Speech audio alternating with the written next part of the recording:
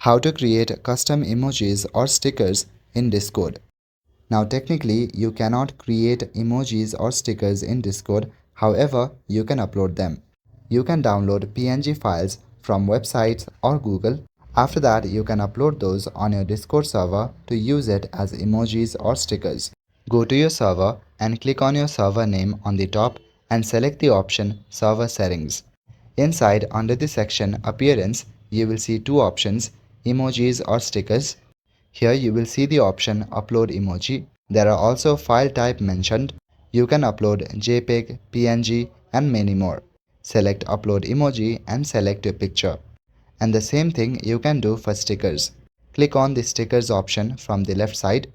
Then select the option Upload Sticker. Right now there are only 5 slots available to upload stickers. If you want more slots, then you can buy them. There are different levels and with each level the slots will increase, after which you can upload more stickers.